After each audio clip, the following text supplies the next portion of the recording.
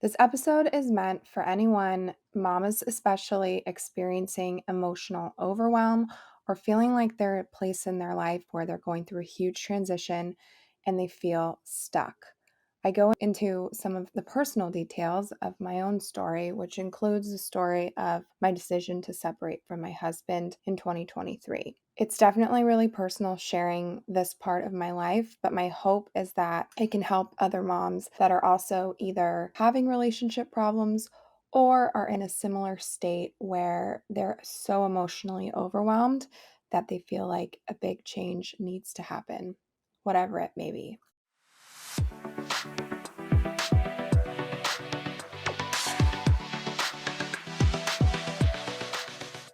This is Raising Mama, a hilariously honest podcast dedicated to unveiling the hidden realities of motherhood.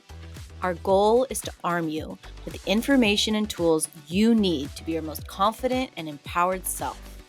This podcast is packed with unfiltered testimonies, diverse perspectives, and expert opinions, along with a good dose of laughter and tears. Leading you on this journey is my best friend, Megan Stander, who is a CEO, passionate maternal health advocate, and mom of 2 daughters. Alongside me is my best friend, Chelsea Ledson, who is a mother, wife, and registered nurse with her master's specializing in women's health. Let's try to raise the next generation by raising up mamas and maybe raising a little hell. Hey y'all, hey mamas, welcome back to Raising Mama.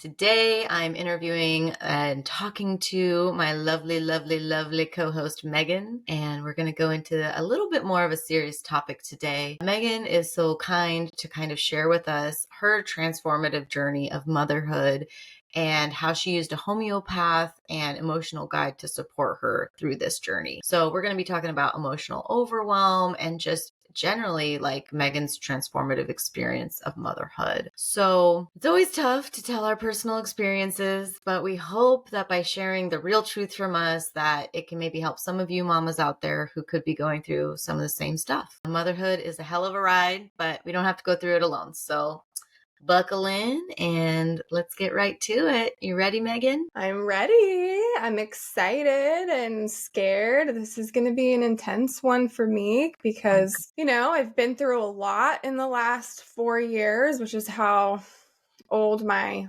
eldest is. It's been crazy. It's been a journey, lots of big, heavy topics, but I feel like I'm in a safe space and you're my best friend. And I think that my story can be helpful to other moms that might be going through the same thing. So I'm going to do it. I'm going to share it. You're going to learn all about me, the depths of my soul. We're going to get into it. And let's begin. Yeah. So, and like disclaimer, this episode is definitely about emotional overwhelm and emotional healing and transformation. But the kind of overwhelm that we're talking about here is not just the day-to-day emotional overwhelm that I think we all experience as moms. How for you did you think like, okay, is this normal new momminess? Or, okay, no, this is maybe more than what's manageable. Like, what made you maybe seek help or realize for yourself, like, this is not okay? Yeah. What's the breaking point here? I mean, that's a good question because that I think is the reason why navigating this is so difficult because it all blends together. So it is tough. That realization was hard for me. It took me a couple years to put the pieces together. And that was in relation to my personal circumstances as well. But I mean, everybody has their own like breaking points, right? So there is like the stresses of taking care of babies and toddlers. There is like our own personalities that we bring to the equation. Like some of us are more prone to anxiety, which is a big aspect of emotional overwhelm because it can lead to, irritability and stress. I think a lot more for people that are not prone to anxiety. I think that there's a level of like depression that's pretty normal, quote unquote, for new motherhood. But then at what point is it too much? And I think like for me, my gauges are usually like how is this affecting my ability to work? How is it affecting my ability to take care of my kids? How is it affecting my relationships? And like, how is it affecting like my vision for myself, for my future? And it just started getting to a point where it was becoming more and more toxic, but I had to unpack the layers to get there. So like the first question I sort of had to ask myself is like, what am I even feeling right now? I think that my coping mechanism for emotional overwhelm was like just becoming sort of like flat emotionally. Like my body was telling me, this is too much for you, and you just need to like turn it off at this point. Mm. If you're gonna go, Disconnect. yeah, like if you're gonna go and feel all of these emotions to the extent that's healthy relative to your situation, you will implode. So instead of feeling these emotions, we're just gonna shut them off a little bit, and you're almost gonna become a little bit numb, then Mm. a lot of bit numb, then a little bit dissociated, then a lot of bit dissociated. Mm. And so I was left in a state where I was so numb and so disassociated from this emotional overwhelm that I was just confused. Like, I was just Mm. like, what? I know I'm not happy. If someone were to ask me basic questions like, are you happy in your relationship? Are you happy in your life? I wouldn't really know how to answer them, because if I looked at the evidence, like, I got two great kids, I have a comfortable life, my house is nice, I can afford anything that I want to afford, I have good friends. If you answer those questions, I have a good job, my answer would be yes, like, yeah, everything's great, right? But then it's like, why do I feel so empty? Why do I Mm. feel like I'm just like a robot? And so for me, that's how I knew. And I didn't even understand that I was experiencing emotional overwhelm. You know what I mean? Mm. Like, I think that a few years prior, I was like on the up, I'm overwhelmed, I'm overwhelmed, I'm overwhelmed. And then I just kind of like started dipping, and then I just sort of like flatlined, because that was how my body decided, or my brain decided, like, to manage it. And so Mhm. as soon as I started to unpack like why I was so confused about my life, I started realizing that all of it was just too much for me. And by it, we'll get into that. But That's interesting. It's funny from a nursing perspective, it sounds like, we call it emotional fatigue, right? Like yeah. going in, working with the same cancer patients over and over, death, all these things. And it's true. It's like you don't necessarily notice it. Like you'll notice like you're wound up and then it's like, boom, sometimes people just need to take a serious break from their job or whatever. And Mhm. it's not like there's this big moment where you like freak out or something. It's almost like this silent journey. But I guess what I'm so curious about is when like, I don't, it's so challenging that if you're in that dissociative state, like, how do you make the first steps to even move forward and like introspect? Like, how did you find out about yourself if you were so in a disconnected space to begin with? I think it was my decision to like explore it was related to the fact that I felt a responsibility to my children to make sure that I did feel like it was affecting my ability to mother. Mm. Because if you're kind of flat, and if I did experience like many moments of intense irritability, and I wasn't always able to handle situations in the right way, and then I'd have to repair. Like I would, yell at my kids and then have to be like, I'm sorry, it was not okay for mommy to yell at you. And like, it's not like it happened every day or anything, but like once a month. And for me, that was like too much. So I was like, something's going on. And then just in general, like I was putting the pieces together, Mm. because when you mother and when you parent, once your kids can start, they enter the toddler phase, like, I'd say like around like 18 months, age 2-ish, you start to parent, and then you start kind of thinking back about your childhood a little bit. And that will turn a little light bulb on, because you're like, like, maybe that's why I'm so fucked up, um Did you see a therapist? Like, what did you have yeah. help? Yeah, so that's Okay. kind of what I did. I went to a therapist, and I've been in therapy on and off my whole life, so like that was a tool. And to be honest with you, my first therapist that I went to after becoming a mom was not as helpful as my second therapist. But my first Mm. therapist definitely, therapy, it happens in layers. You have to unpeel the first layer, and then you get to the second and the third and the whatever. So it took me like 2 to 3 years of therapy to really figure out like what the F was going on. So what, like, give us some nuggets. Like, what personal things did you find out through therapy that kind of helped you realize how you got to the disassociated emotional overwhelm state? Well, two things. Actually, there's like many things, but it was when I started talking about my childhood. So for one, and whenever we talk about our parents, I just kind of want to put a disclaimer out there. It's never a witch hunt, like, against your parents. Like, I love my parents unconditionally. They were great parents, overall, and they made mistakes, and they're a product of their environments and their childhood. So like,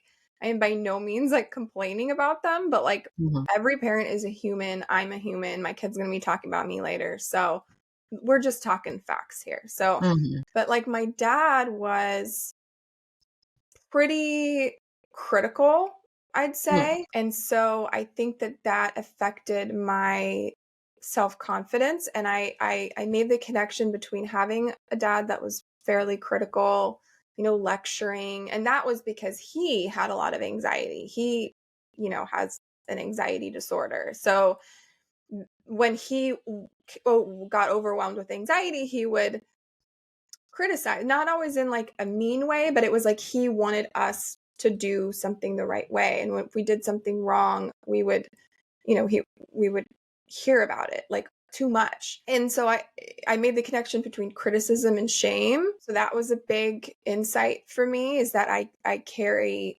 a lot of shame. And that's like a whole other conversation, because when you think traditionally about shame, like, it's not actually, it surfaces in ways that you wouldn't expect it to. um but then also my mom, so I moved to the States when I was 7 from South Africa, and that was a really difficult transition for my parents. Slightly less so for me, but because it was so difficult for my parents, especially my mom, she suffered from depression, and I basically was young. I was young, and so instead of recognizing that, like, you know, she's the parent and I need not be the caretaker, I was like, I depended on my mom to take care of me. So if my mom wasn't doing well, I had to make sure she was okay. And so I developed this relationship of caretaker. Mm. And it was not intentional. It was just like, oh, she's not feeling well, and like going to take care of her. But it made me develop some patterns where I just put other people first above myself. So instead of Mm. thinking in that situation, technically, it's not the child's job to take care of the parent, it's the parent's job to take care of the child. And again, this then it, resurfaces in my parenting, because while I'm going through my emotional struggles, I have to be careful to not have my children see that and accidentally become my caretaker. So I was like, shit, I need to get my shit together and make sure that I'm not reestablishing Mhm. this relationship. So I became very focused on breaking the cycle. And in Mm. order to do that, I had to do my own self work. That's an easy task. That's a lot. Dude, Yeah. well, I'm so proud of you. I mean, it's always so hard to do that really intense kind of like self-reflective work. I guess what I'm hearing is it sounds like on one hand, maybe from patterns of your past, you had this sort of caretaker mentality, and then also a little bit of shame from like hyper criticism. How did that translate into like motherhood, or how did that translate into your kids? Like, did you see correlations? Like, why do you think they were so Like, impactful for your present? essentially how that led to emotional overwhelm is that I took on too much in my Mm, relationship. So I entered my relationship in a caretaker role, and I had really high standards for myself. And then the other thing, that I already knew, but it came up in therapy as well, is that in my family, kind of traditional South African Christian values, we weren't super religious, but it was, sort of conservative, traditional culture. And in my house, very patriarchal. My dad worked full time. My mom did 95% of the housework. She fed my dad mm, like every single meal. She carried the mental load, the physical load, and she worked. And I knew at the time it was like unfair. Like I would be like, Dad, like do this, do that. But like I didn't actually realize how it impacted my own subconscious views of how relationships work. And I had been programmed a little bit by mm, mhm, watching that relationship with my parents to think that like this is what a good wife is. And so mm, early on in my relationship with my husband, now soon to be ex-husband, dun dun dun, I set myself up for failure. Like I would clean his house and do his laundry and do all this stuff. And, we're both working full time. So I didn't set those standards early on. And I mean, I can't blame myself. I was 21, and he was 30. And I was so new. Like I was so just, mhm, I was so stoked to have this like charming, handsome, intelligent guy like into me. hmm, And I was like prepared to do anything to make him like think that I'm friggin' awesome, mhm, which is normal, but it was based on what I thought was normal from childhood, and it ended up biting me in the butt. So if you do that for 10 years and then you have kids and you're working full time and you carry the mental load and you do 90, well, I don't know. He's mhm. he's definitely better than my dad.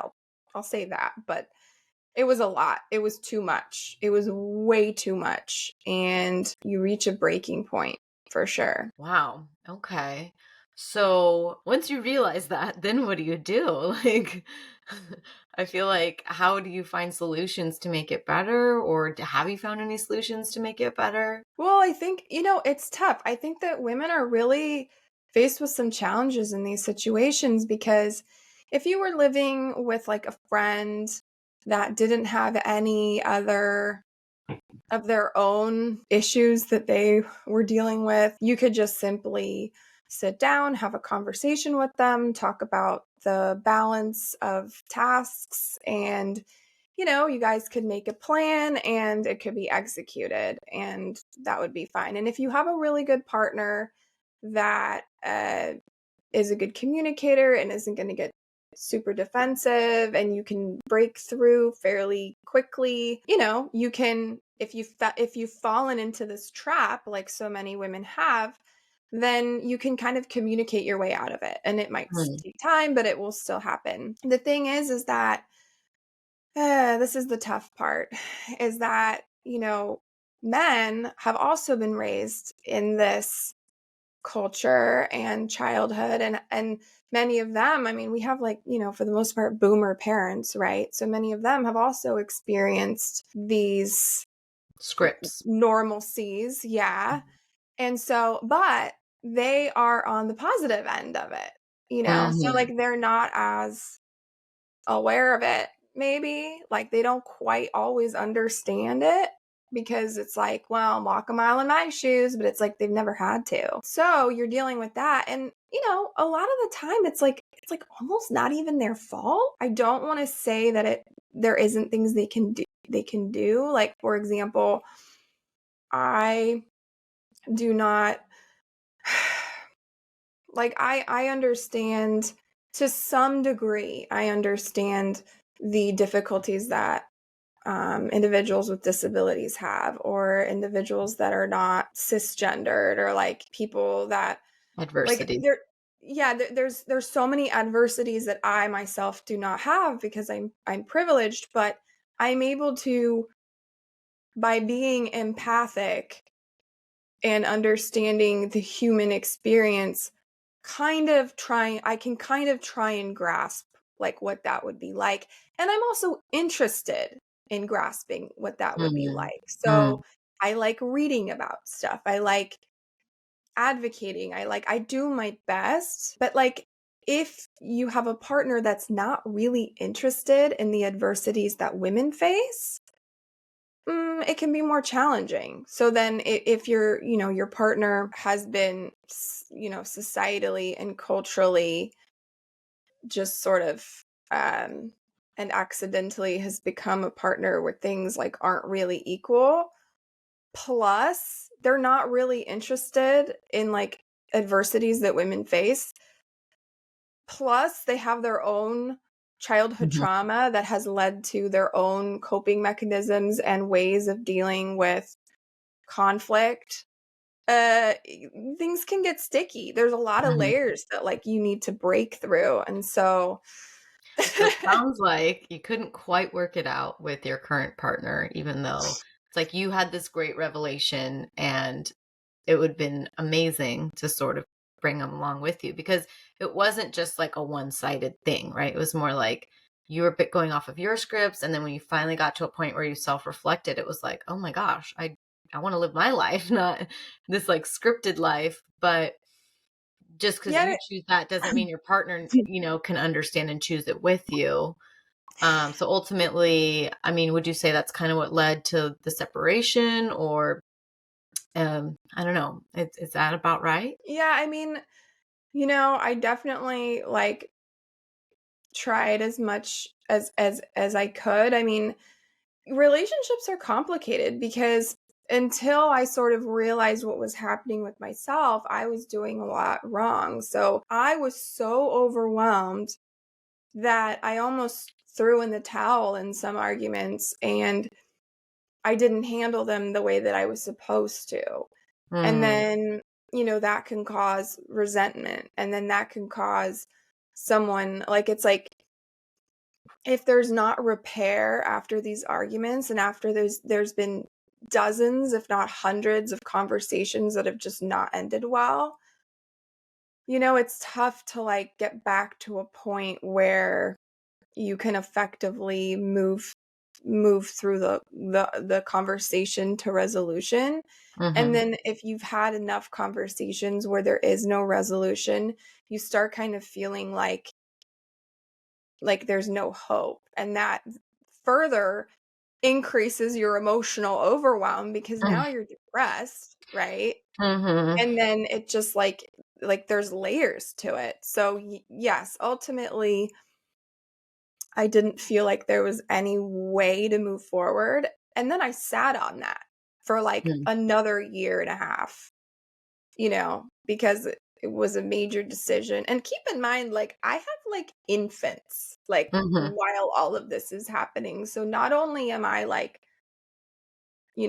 financially, emotionally, physically dependent on a spouse, but like, I'm also like, wait a second, I thought we were gonna be together forever and like have mm, holidays together. And like, so I had to, I before I even separated, I had to grieve the loss of my family and make sure I was really certain that this was going to happen. And there were other factors at play that I couldn't pull the cord exactly when I wanted to, but it was so difficult because I was so dissociated, so depressed, so confused, so unsure, and like it was a mess. It was a mess. I waited way too long, but then I also just sometimes things take time to mhm. like figure out. So what would you say was like the thing that actually made you move forward? Like, Was it the therapy? Was it like, I don't know, you woke up one day, or what was the catalyst for change? For me, like, I have a very analytical brain. I needed to get from confusion to understanding. Mm, And then once I had understanding, I needed like even more information. I wanted to understand what was happening in my mm, life. And then once I understood what was happening, I kind of continued to live my life through a different lens, you know? mm, So instead of going through it a little bit more um, unintentionally and things happening to me, I became more in control because I was aware of what was happening. And then I could kind of almost scientifically experiment with changes that I can make and see if it changes the outcome. And then once I had enough data, I don't know, this is how I work. Once I mm. had enough data and I was like, okay, this won't work, this won't work, this won't work, this won't work. I understand what's happening. Logical next steps. You scientifically methoded yourself. You're like, I'm going to have a hypothesis, and then I'm going to question it, and then I'm going to see the results. But keep in mind, like, it was so important for me to make the right Of decision. course, it's Not, heavy. Yeah. yeah, not only for my own happiness, but like for my children's future. I did Mhm. not want my kids to end up with some of the, mental health problems that I have. I know not all of them are controllable, but some of them are. I did not want them to end up in relationships with dynamics that could potentially lead to divorce at whatever stage. I wanted to be a good example to them. I wanted them to see me happy. And I also felt like I was young enough. Like, so this, I was 32 when I finally decided to separate. I also felt like I was young enough that it was a little intense for me to, with all of this data and understanding, just sacrifice my happiness for the next, what, 18 years? Like, it was just I and 2, I felt like there was a very high probability that it was gonna happen anyway, because, like, how Mhm. can one human, like, go through that much for that long?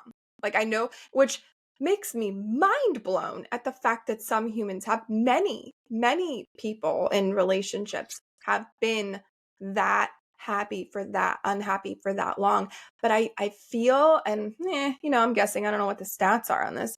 I feel like only a very, very small percentage of them have gotten through it without substance abuse problems, without other forms of addiction, whether it be like food addiction or God only knows what. Like, mental breakdowns, like more Mhm. serious mental health issues. Like, I felt like it was a gamble, a big gamble for my own mental health and for my children's mental health and for our futures to like stay.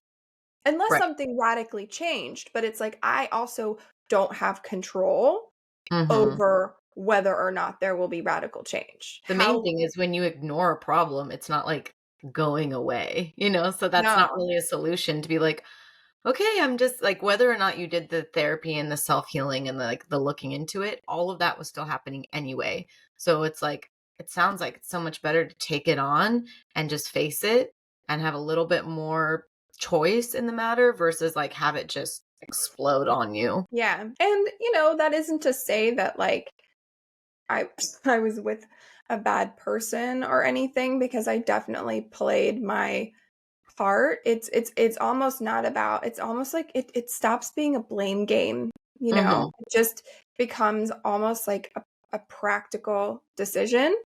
Right. And, it stops being about love. It stops being about, whose fault it is. It just starts being about like problem solving, what's gonna happen next. But it definitely sucks. Yeah. It Well, sucks. I know because we're about gonna interview her that you went like you didn't just use therapist, but you used like an emotional guide, which I had never heard about. That's why I was like, "Ooh, let's interview her." But I Yeah. mean, tell me a little bit more about like that. Like, how helpful do you think you would have found all this out about yourself and separated if you hadn't reached out to an emotional guide? No, I think she was pivotal. She was Mm, pivotal because, like, therapy helped me with like the mental aspects and the practical stuff. But I mean, when I saw Maya's ad, it was like a program that she was doing. So she's a homeopath and emotional healing guide, and at the time she was also a breathwork facilitator, and she was my roommate in college. So I didn't just Oh, like cool. randomly find her on the internet, but the program was called Attune to You, and I was like, huh, attuned to me? Like, I don't know anything about me at this point. I've spent most of my life like in service of other people. Like, what do Mm-hmm. I want? I'm like, I have no idea. And it was like, are you feeling lost? Do you feel like you're on the edge of a major life transition, but you don't know where to go? Like, I was Like, like, yes. yes, yes, yes, yes. So I was like, all right, I'm gonna do it. And like, yeah, and then that was like it just propelled me forward per se, Mm, because I think it touched on stuff that was like so deep that like my therapists didn't even get to it. I remember mm, the one of the most key things she asked me was, did anything like happen in your life like around like school age, like 7, 8, 9? And I was like, yeah, I moved to the States. That was a major thing. And I don't know how she pinpointed the age, but I think I was like displaying some emotional traits mm, of like a child that age or something. I don't know. We'll mm, have to ask her. She asked me like what I would say to myself if I like encountered myself like mhm. then, and what I would say to myself. And I was like, oh my God, I didn't even really know that I needed this. I mean, there was a whole, that program and what she does was fundamental. I mean, in like 3 weeks, I was like, whoa, I, this is crazy. Well, and I'm sure it was kind of both things, right? You were finally in a space ready to like hear it and delve into it, and then it was like, Mhm. boom, you have this perfect person who's like, let's do it. Let me guide you through all this like really intense stuff in a way that I think Western medicine is really limited on this stuff. Like you said, on the surface, it's so easy to just be like, everything's fine. FINE, fine. And Mhm. it's just like, it's so hard to put into words these emotions, I suppose, but it's like, it's not fine, like there's some, even though it's no one's particular fault, it's like you're wanting a bit more. And certainly I think when you have kids, it's like they're the catalyst for wanting something better because you want it to be a bit better for them. So I don't know. And I remember you were telling me too with her, like she gave you like really good, like practical, like exercises to do. And I just remember seeing like, I don't know, your breath work or like grounding yourself. And I don't know, because like you said, I've known you my whole life. So I know you've done therapy for ever.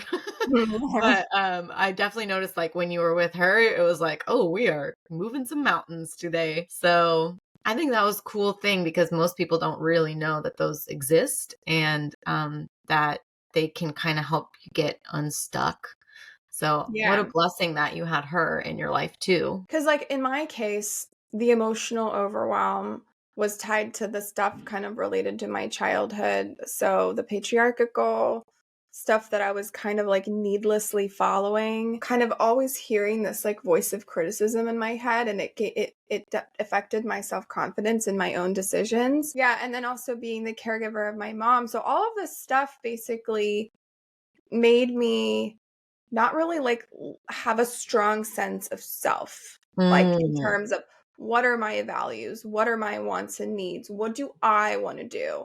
And so it was like, but doing that for like 10 years in a relationship, it becomes so ingrained and it's so normalized that you hmm forget how to listen to yourself. And so we would do exercises like after we talked, she would ask me like, what do you want to do after this? And I was like, what do you mean? Like, I'm going to go back to work, or like, I'm going to do this. She's like, no, what if you could do anything in the world right now that, makes sense? Like, obviously I'm not going to like fly off to, an island, but Within like reason. Yeah. within reason, like, what do you want to do? And I was like, I kind of want to go to like Target, you know? Like it was like totally like I was so used to being like responsible all the time. I'm like, no, I only have so much time and I have to do this, this, and this, and this. And so I started just asking myself that like daily. And my homework was to do one thing a day of like something that I wanted to do, which was difficult for me. You know, I was like, what? Like me? But I started honoring that more and listening to that voice about what I wanted. It Mm. seems so like straightforward, but it really wasn't. Yeah, I mean, you're getting in touch with yourself and living your life and not living the scripts from your parents or society. And like, it's really hard. Like, it's something you have to, you, it makes sense that you're kind of like, I don't know what I want because for so long you were living for someone else. And I guess now I know you're on the other side of it. Like your kids live in two different houses, you're separated from the father of your kids. And I definitely know that was not easy. I mean, now that you're kind of on the other side of it, like, how do you feel now? Was it worth it? Like, I don't know. Is there any like, I mean, how's it I feeling I now? feel like I feel like myself again.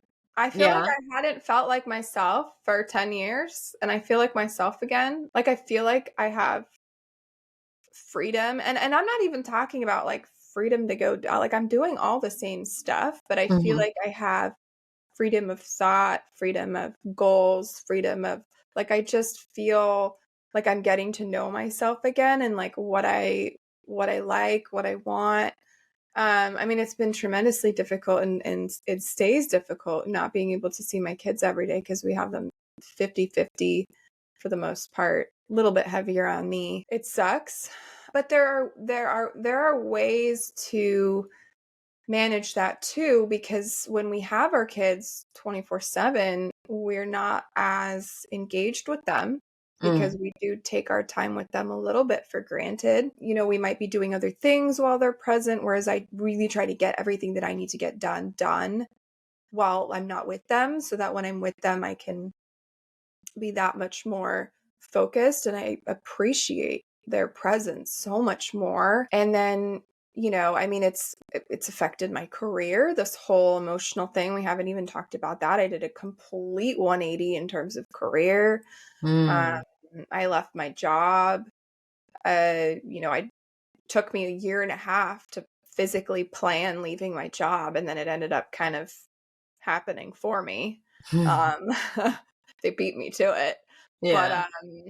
but that's fine, and now it's like my whole life is, raising mama, this podcast and helping other women, supporting women because that became my that was my true passion. It didn't even become my true passion. It had Mm. always been my true passion, but I had the freedom finally to like do it. And it's just crazy how in such a short period of time, like how much that has developed. So yeah, like I'm doing good.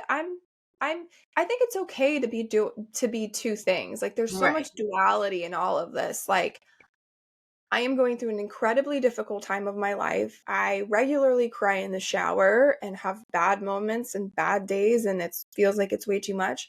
But I'm also doing amazingly well, like in Hmm. so many ways. Oh, dude, what a courageous thing to take that plunge because I know isn't easy. It's kind of crazy. I mean, there really wouldn't be any raising mama if there wasn't this big transformative journey. So it's like it's crazy how maybe you think, "Oh, okay, what'll be the consequences of making a life-altering change?"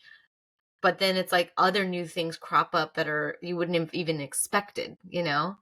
And Mhm. so I think it's so great that it's like it facilitated your passion to always kind of help women. And, it is really hard.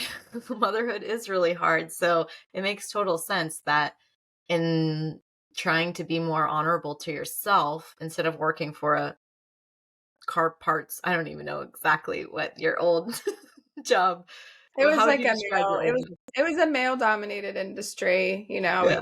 it had nothing to do with women, I'll just say that. Yeah.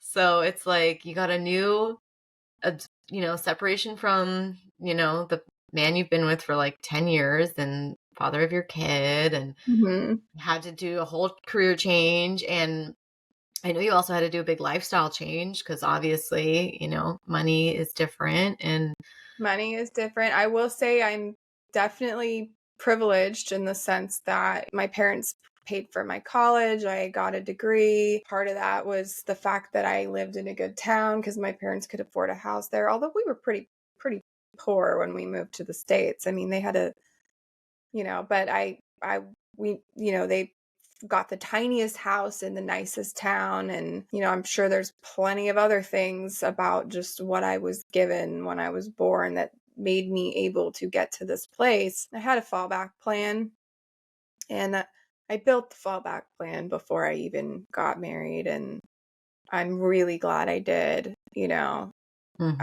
I, I still went into the marriage like fully committed, but there were some red flags.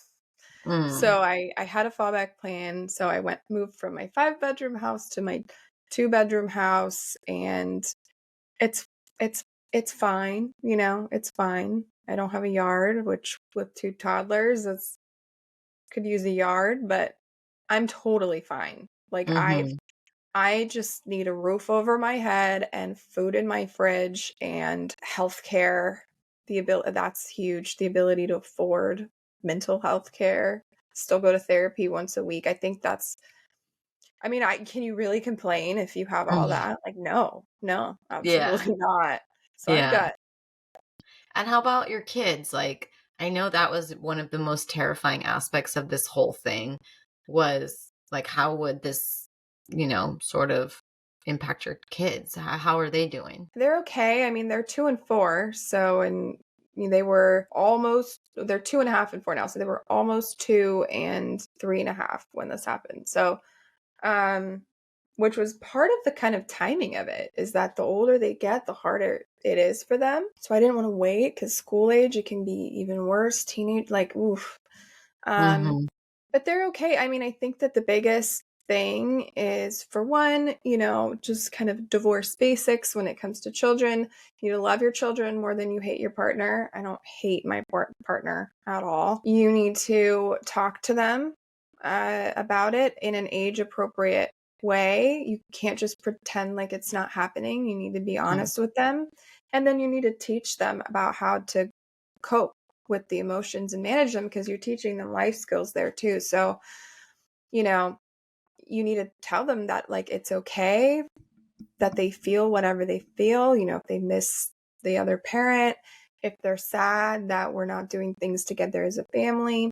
You need to remind them lots and lots and lots of times that it's not their fault. And you just need to be consistent in your love for them and supporting them and teaching them about their feelings and do all the stuff that you would usually do. And I think and continue, working on yourself. I've done all of that to my best ability, and I've checked in with people that I know that are, credentialed in early childhood development. I've bought books. I've done everything that I can. And behaviorally, they seem okay. I think the only thing that kind of bit me in the butt is I felt so bad after it that I became a little bit too permissive. And so they had a little bit of like a bratty phase, but I was like, yeah, okay, I need to make a little more rules now. Like, you can't just give them everything they want because you feel bad. Like, that's not gonna teach them anything. So Right. I mean, now it's all in the review mirror, like looking back at it, what would you say were some of the like, you were like you said, you were young going off the scripts, but what were the red flags for you, or maybe things that like listeners who maybe aren't married yet or about to have kids, like what is it that they could consider to like really evaluate before 10 years later, and everything's they've already had kids and stuff. Like what is it that I think maybe women need to know about beforehand? I'll just talk in general because I Okay. don't want to like say specifically that my partner didn't have this. I mean, he had some of the things and some of the things he didn't. So I'll just list all the things. I think that what happens during conflict resolution is important. How do they take feedback. You know, even when you're dating, like how do they take feedback? Do they get defensive? Do they take accountability? And granted, you know, how we give feedback is important, but assuming you're giving feedback in a way that's like talking about how you feel and not like pointing fingers, like how do they respond to you saying like, hey, a need's not being met, or like, I think that we could work on this. Ooh, I definitely think that thinking about what your values are in terms of, maybe not values isn't the right word, but like your own ideologies about stuff. So like for me, I'm definitely leaning on like feminist. And if someone comes from a family that has like a little bit of misogyny in there and that's like normalized, I'm going to be triggered a lot. So unless they can kind of like handle that so that it's not, you know, whether it's their fault or not, if there's misogyny at play and you're like feminist, it's just like run. You know, and then there's like just basic, I think like just read everything about John Gottman, and just think about whether your relationship has those warning signs, and also really make sure that your partner like takes care of you. And the number one question, I'll just like, okay, I can boil it down, but like how does your partner make you feel? Mm-hmm. That was one I never had a good answer to, and I was like, I'm worried about this. I'm worried. Okay. So How do they make you feel? Like if you're like really good, that's a good sign. But if you're yeah. like, that's like, this could snowball. This could snowball. Got it. So how do they make you feel? How do they manage conflict? Do you guys share the same values? And the secret thing is take some time to know yourself first. Maybe you Yeah. can still be in that relationship you're in. Like maybe if you met your guy at 18 years old, great, but make sure to not be completely just immersed in the each other. Like try to spend some time to really know thyself, because I think that's a huge part of it as well. Yeah, I mean this advice, this is tricky advice for, because it's Mhm. like, is my advice for a 15-year-old girl? Is it my advice to somebody that's already engaged or soon to be engaged? Mhm. My advice is going to be totally different. Or is this my advice to somebody who's currently married? Like Yeah. if this is almost the what I just said is like more advice for like a 15-year-old girl. Like it needs to start young. You need to, for up until like um puberty, it's all like modeling. Like you're programming their brain by modeling in front of them what you want for them, right? Mhm. Mhm. And then it's like, okay, practical application. You're now an adolescent, you're going to start dating.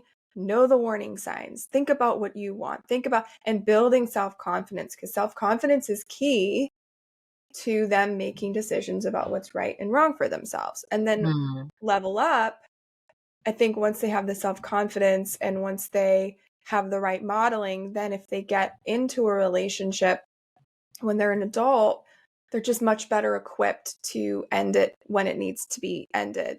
Now, if you're already in a marriage, I mean, that's like, there's so many decisions to be made there, but everything starts with self-work. Everything starts with working on your own childhood trauma. And it doesn't have to be big trauma. It does not have to be, you know, sexual abuse or physical abuse. It does not have to be that bad for it to be considered trauma, because many instances of very mild amounts of trauma can still lead to complex trauma, which can still impact your life significantly, right? Mhm. So, Yeah, the School of Greatness guy, I love it. He always says there's big T traumas and little T traumas, you know? And he's yeah, like, people always are like, "Oh, it's not a big T trauma, so it doesn't count." And he's like, "No, like, yeah, not all traumas are those giant ones that, you think about, but the little T traumas add up and they're worth yeah. paying attention to." And when you're parenting your children, you're like, huh, my parent did not handle it that way. That was probably a little T trauma, you Mhm. know? And then you're like, shoot, how many little T traumas am I creating every day for my Mhm. kids? And then you're Mhm. like, uh-oh, like, and seeing your parents fight is a little T trauma. It Mhm. is. Oh, man. I'm really grateful that you're sharing this stuff because I think that a lot of women at some extent go through this stuff. And maybe a lot of listeners out there are experiencing elements of it in their relationship right now. And I think just the earlier you know about it, the faster you tackle it, then it's not going to just grow and grow and grow and explode. So I'm really just grateful that you shared all this stuff with us because it's got to be said. And I was just wondering if there's anything else that you really want to share before we go. I would just say that if moms are experiencing emotional overwhelm, or they feel like they're on the edge of like transformation, I mean, motherhood is an amazing catalyst for change because you're pushed to the brink. You are pushed to the brink because you're handling way more than you were before you had kids, and enter like all kinds of other things that could be happening in your life, and it can feel like so much. But the reality is that healing is possible for anyone, but it Mm. starts with being honest with yourself and being really introspective. And I mean, it really does start with looking back to your childhood, because you are from age like 0. 4 to 12, like you are being programmed for like the rest of your life, like your brain and what it's learning. And like, I mean, it can lead, like, if you have anxiety or depression or like just anything, it can really affect you. So think back to your childhood. If you can't afford to go to therapy, there are ways, like read books, journal, like write stuff down, ask yourself questions and write stuff down. And I think just getting to that place of like understanding and then researching ways to affect change in your relationships, like like the Gottman Institute's research and methods. There is like so much hope, but it does ultimately, in my opinion, true hope comes from what we do like for the next generation. And I'm not telling anyone that they need to stay or leave or whatever, depending on what's causing their emotional overwhelm. That's for you personally to decide. But I think that it's important that it doesn't get transferred to our kids. It's all inside of you. It's all there. You are a magical creature. You are a magical being capable of so much. And you can do it. You can figure it out. And you will be okay. You will be okay. But make sure you have some good friends. So start calling people. If you feel like you're going to need support soon, start calling people and put effort into your relationships, because you're going to need them. Oh, man. Well, I love that sentiment, and I'm just so happy that you shared with us. And I'll see y'all next time, listeners. Stay tuned because we're going to be interviewing her emotional guide coach. So, a lot more other great nuggets if this is resonating with people at all. Yeah. Can't wait for the chat that we're going to have with Maya. She is a wizard or a witch. I don't know what the appropriate term is, but she's amazing and so insightful and so wise beyond her years. So yeah, tune in. I love Bye, it. Chels. All right. Bye. Thank you for tuning in to the Raising Mama podcast. Your presence means a lot, and we hope you found our discussion insightful. Become a part of our community. Follow us on Instagram at Raising Mama Podcast. Explore resources on the Raising Mama Village located at www.raisingmama.com. You're never alone on this motherhood journey. We're here to support you every step of the way.